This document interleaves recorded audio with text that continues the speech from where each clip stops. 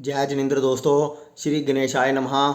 दोस्तों, आज हम बात करेंगे वर्ल्ड टेस्ट चैंपियनशिप के बारे में जो 18 जून 2021 को खेली जाएगी। इंडिया और न्यूजीलैंड दोनों टीमों ने क्वालिफाई कर लिया है। अब ये बेस्ट की लड़ाई होने जा रही है। ये अंतिम बार है। जो टीम जीतेगी वर्ल्ड टेस्ट चैंपियनशिप उसके नाम होगी, वो टीम चैंपियन बनेगी। तो ये 18 जून को ये मैच स्टार्ट होने जा रहा है।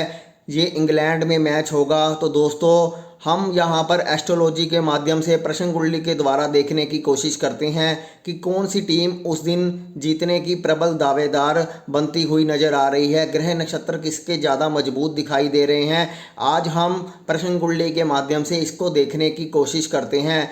दोस्तों, ये सिर्फ ज्योतिष के आधार पर गणना है। इसका कोई व्यक्तिगत रूप से कोई लेना देना नहीं है। हम प्रश्न कुंडली के माध्यम से जो ग्रह स्थिति है उस पर विचार करने की कोशिश करते हैं। हमने 14 मार्च 2021 को दोपहर को 3:52 पर यह प्रश्न कुंडली लगाई कि क्या इंडिया ये वर्ल्ड टेस्ट चैंपियनशिप जीत पाएगा। प्रश्न कुंडली इस प्रकार से है दोस्तों। कन्या लगन का उदय हुआ है। कन्या लगन का स्वामी नवम भाव में है और चंद्रमा भी नवम भाव में है। नवम भाव में 4 ग्रहों की युति यहाँ पर हमें दिखाई दे रही है। दोस्तों, लग्नेश का नवम घर में जाना अच्छा माना जाता है। लगन का जो नक्षत्र स्वामी है वो भी चंद्रमा है, जो नवम हाउस में बैठा हुआ है। चंद्रमा लाभ भाव का स्वामी है। बुध और चंद्रमा दोनों की युति है। तो ये युति लगन को लाभ पहुंचाने के लिए अच्छी दिखाई दे रही है। इसलिए यहाँ पर हमें पहला पॉइंट नज़र आता है कि लगन को बल प्राप्त है। चाहे राहु के द्वारा इस युति को नुकसान पहुँच रहा है, लेकिन राहु की डिग्री यहाँ पर कम है। तो यहाँ पर जो चंद्रमा है उसकी डिग्री सबसे ज़्यादा है, इसलिए उसका प्रभाव ज़्यादा हमें देखने को मिलेगा। इसलिए बुध पर चंद्रमा का प्रभाव लगन को लाभ देने की स्थिति यहाँ पर दिखाता है। दोस्तों, उसके बाद हम ये देखेंगे कि उस दिन जो चंद्रमा जो हमने प्रश्न कुंडली में लगाया है वो मंगल के नक्षत्र में है और मंगल 10वें घर में बैठा हुआ है।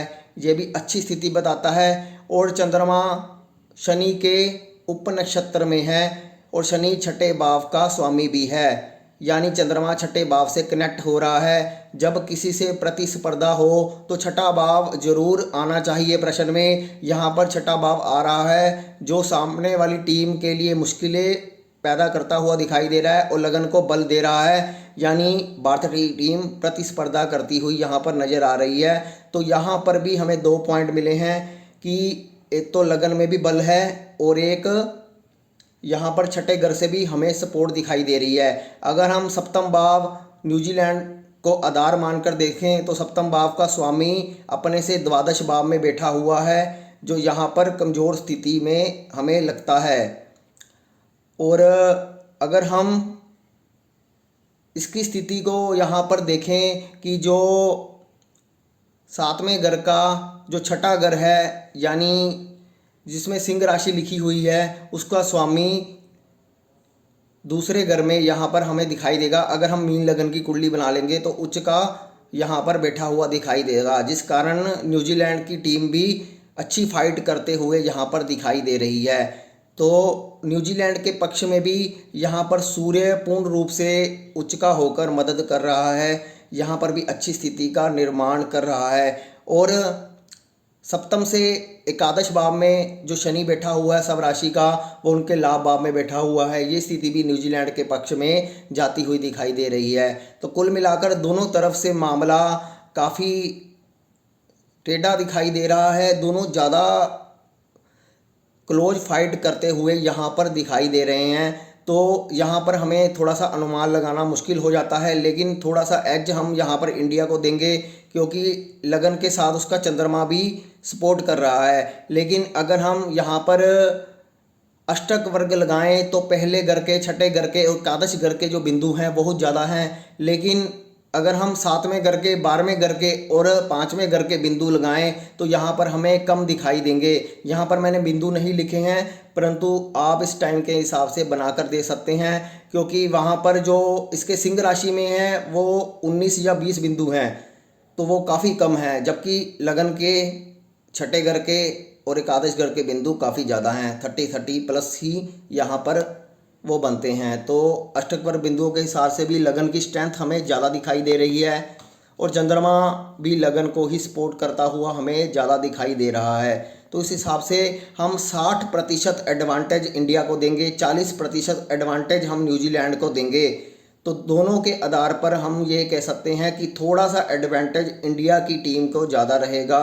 इसलिए हम कह सकते हैं कि हम वर्ल्ड टेस्ट चैम्पियनशिप बन सकते हैं। इंडिया की टीम के चांसेस थोड़े से ज़्यादा हैं। ऐसा नहीं है कि न्यूजीलैंड फाइट नहीं करेगी, काफ़ी कड़ा मुकाबला हो सकता है। अगर ये मैच होता है तो वैसे भी कोरोना काल चल रहा है, कुछ पता नहीं, कई बार मैच रद्द भी हो जाते हैं, लेकिन अगर ये मैच हुआ तब उस हिसाब से हमने यहाँ पर कैलकुलेशन की है, तभी इसकी इम्पोर्टेंस ज़्यादा रहेगी। तो मेरे हिसाब से लगन वाली टीम हमें यहाँ पर ज़्यादा स्ट्रॉन्ग दिखाई दे रही है एज़ कंपेयर टू न्यूजीलैंड। दोस्तों, क्रिकेट अनिश्चितताओं का खेल है और यहाँ पर सारी प्रेडिक्शन फेल हो जाती है, क्योंकि हम यहाँ पर सभी खिलाड़ियों का डाटाबेस के आधार पर बात नहीं कर रहे, ना ही उनकी जर्सी नंबर ले रहे हैं, ना ही उनकी डेट ऑफ बर्थ ले रहे हैं। इसलिए क्रिकेट पर कुछ भी प्रेडिक्ट करना बहुत मुश्किल होता है। फिर भी हमने प्रश्न कुंडली के माध्यम से आंकलन करने की कोशिश की है। देखते हैं ये आंकलन कितना सफल होता है। हमारे आंकलन के हिसाब से इंडिया को एडवांटेज ज़्यादा है और इंडिया के जीत की संभावनाएं 60% हैं। इसलिए हम इंडिया को ही विजेता मान रहे हैं यहाँ पर। इस वीडियो के माध्यम से मेरा यही कहना है। तो दोस्तों, अब वीडियो को विराम देते हैं। कृपया वीडियो को लाइक अवश्य कीजिए और चैनल को सब्सक्राइब अवश्य कीजिए।